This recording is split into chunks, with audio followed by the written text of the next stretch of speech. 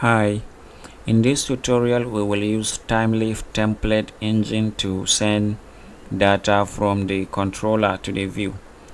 You will observe that we have the home.html file inside the static folder.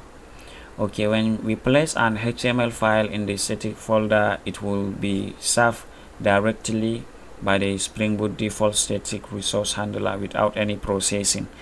Okay, so let me show you an example.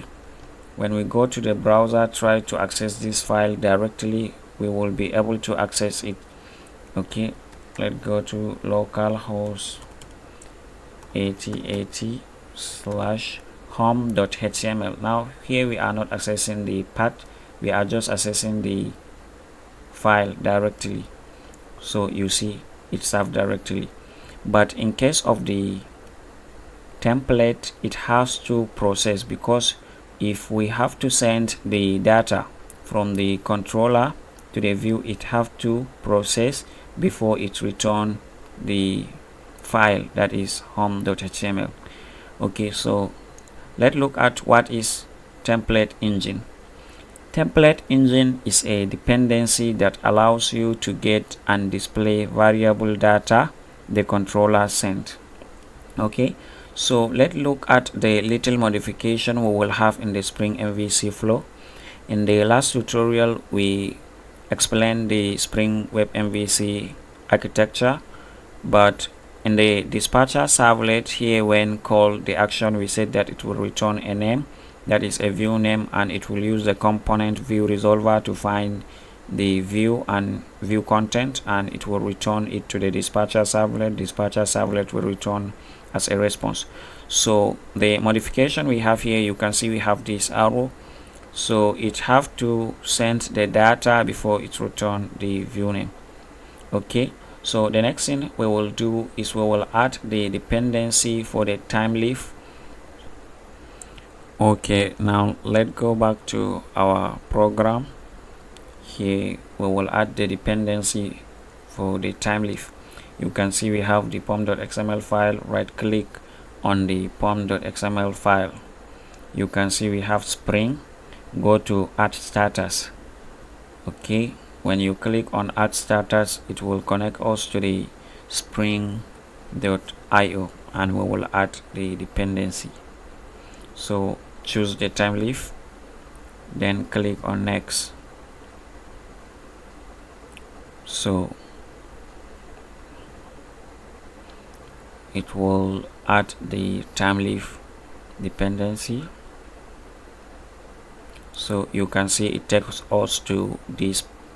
Okay, here we click on this, copy all non-conflict changes, then click finish.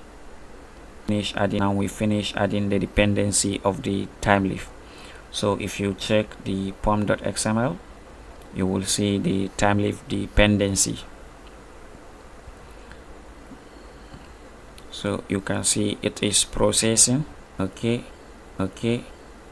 so scroll, you will see we have the Thymeleaf dependency. Okay, so now the next thing we will do is to send the data from the controller to the view. We have home controller, but we have to change this to the template since that it has to process before it display.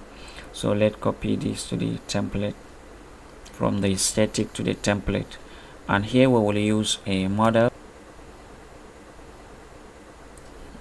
interface. That is what we will use to send the data from the controller to the view. Model. Okay, so we use model dot, there is a method attribute the string attribute name and attribute value. Click on it. So let's add the attribute name. So let me add this as username or a first name, and the attribute value will add the first name.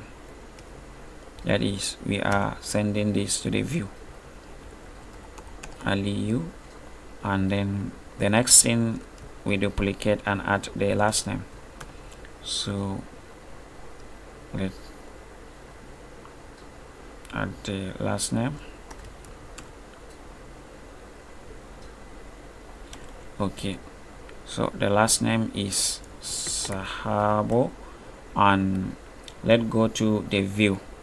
So we will now go to the template, home.html, and then let's change this implementation. So let's remove this home.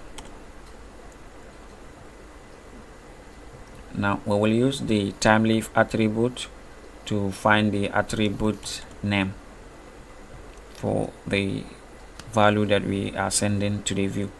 So use the th text, that is to display a text, and we have this attribute.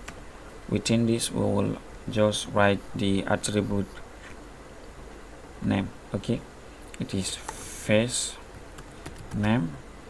So let's duplicate this here for the last name.